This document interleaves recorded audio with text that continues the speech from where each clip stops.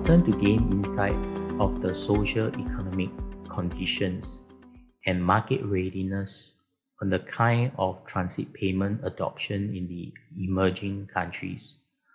According to World Bank's Global FinTech Database 2017, there are approximately 1.7 billion adults remain unbanked, and nearly half live in just 7 developing countries, namely Bangladesh, China, India, Indonesia, Mexico, Nigeria, and Pakistan.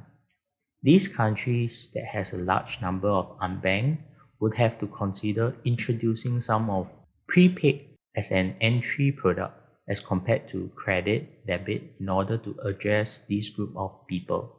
The primary function of these stakeholders is to facilitate payment to a ticketing transaction using different payment products like a debit, credit, bank account, or a prepaid. Prepaid is a natural choice in emerging markets and underdeveloped markets where the pricing associated to a credit or debit has not been adopted by the operators or not being absorbed. Prepaid also brings in a co-brand ownership for the public transport operators who would want to generate eyeballs using such ticketing and payments fare media or products. Prepaid also helps in eliminating the risk associated to the debit and credit offline transactions as it is controlled or jointly owned by the operator and the stakeholders and contenders. And hence, in the emerging and underdeveloped markets, prepaid would coexist till the time the debit and credit penetration increases from a contactless perspective, whereas in the developed market, the contactless payment instruments like debit and credit will be the front runners. An example can be found in the city of Helsinki, Finland. A world-first implementation of mobility as a service by operator MEDICI Global launched its application called WIMP in 2016 as a pilot and followed by a full launch in 2017.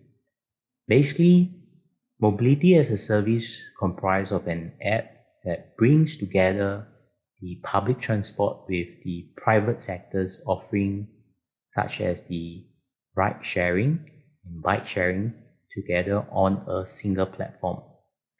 By integrating end-to-end trip planning, booking, electronic ticketing, and payment services across all modes of transportation, be it public, private, or on demand. The idea of mobility as a service is to help facilitate seamless travel and help mitigate some first mile and last mile challenges. The flexibility it has for users or residents is that they are free to choose from either pay as you go or a tiered subscription based model that suits or fit their lifestyle, and they can easily pay via a single interface. Many city authorities welcome possible implementation of such services, believing it has the ability to enhance the travel experience of commuters, like ride-hailing services that has disrupted the taxis or cab services, and it can improve in reducing vehicle ownership that in turn bring down traffic congestion, especially in countries like landscape Singapore. However, mobility as a service still has its limitations that needs to be overcome, and some of these limitations will vary from country to country. As the team from MEDICI Global explained that one of its main challenges is getting both the public and private players to come on board together, as it requires data sharing among stakeholders to be able to integrate ticketing, payment services, streamlining regulations, as well as addressing the liabilities of each stakeholders. For example, on the willingness of tolls, parking operators to be willing to share data and margin in their core business. If you'd like to know more about mobility as a service, you can check out the link that I'll share at the end of the video. So while these stakeholders are driving digital adoption and experience for the citizens, authorities are driving towards a smart city mission. A mission where multiple modes of transportation from the organized and unorganized sector are brought under one umbrella. Authorities are also looking at a public private partnership model wherein the private players invest for the ticketing needs, an investment which makes a lot of sense considering that transit and ticketing is a hook which touch masses on a daily basis. So the private players get the consumers to drive their business needs, and at the same time authorities are able to offset their costs and investments towards the ticketing infrastructure. It's imperative for unorganized sector also to rope in, as it would subsidize the costs and generate higher revenues towards such PPP models.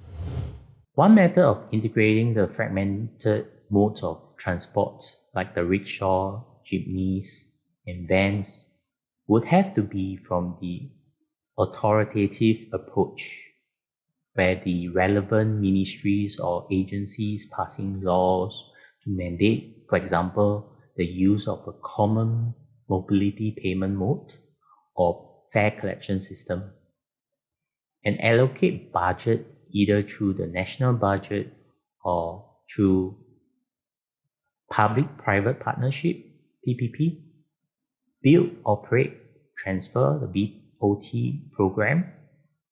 However, all stakeholders must be committed to be involved in the working group in order to address issues, support ideas, and follow through this program.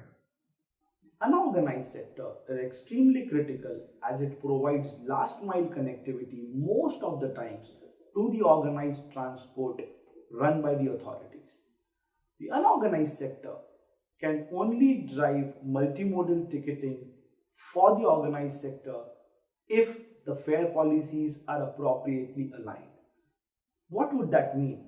That would mean that the cost per kilometer is appropriately calculated for both the organized and unorganized sector, and a unified fare policy being arrived at by the authorities or agencies. A unified fare where the citizens can travel just by a single tap and go using multiple modes of transportation, and the authorities then apportioning this fare, making sure that the respective operators get a fair share and they do not bleed. This also results in ensuring that the services and the quality of services are maintained by giving a relevant share to that respective operator. And hence, I believe that policy making is key to inclusiveness while the technology can solve for the rest. Many research papers have shown, for example, the global transit ticketing and fare collection market size will increase over the next 5 years from US dollar 8.9 billion to 13.5 billion in 2025.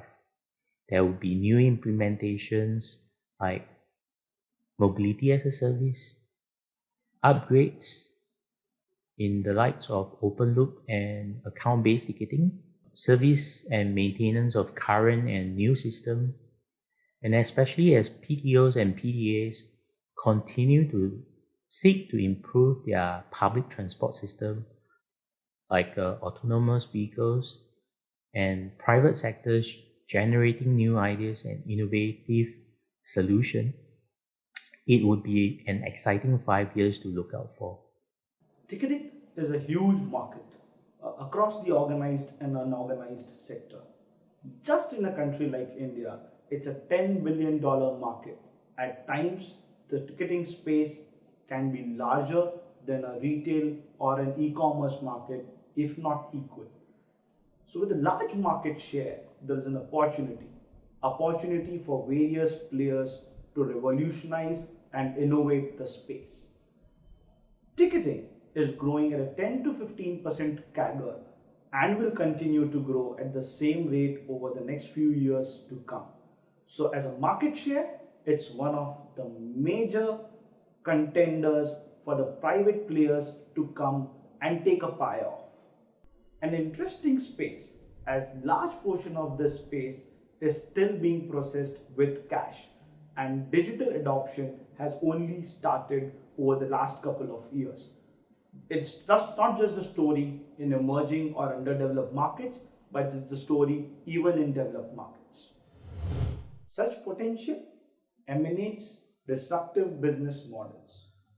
Consumer facing businesses look at transit as a hook for a daily customer engagement, eliminates attrition for them to a very large extent.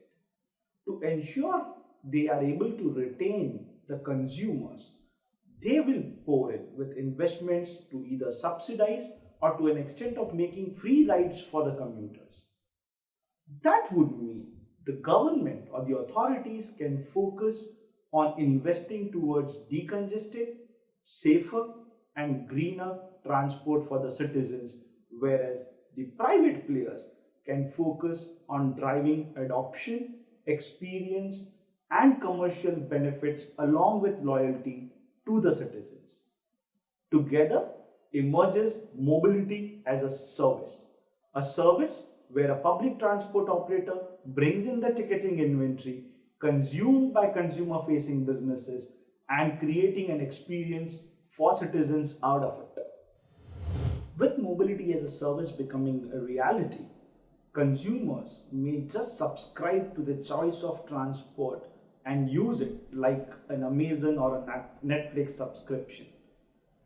Policymakers will be playing a key role over the next few years as they would be enabling the framework for mobility as a service.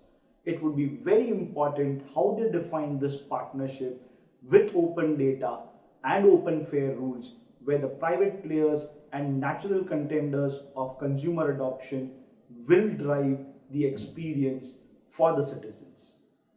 An experience which would range from walking into a gateless station where facial recognition would process a ticket and payments to an experience of using smartphones by just scan and travel using a QR or a contactless tap and go, which anyways is a current reality.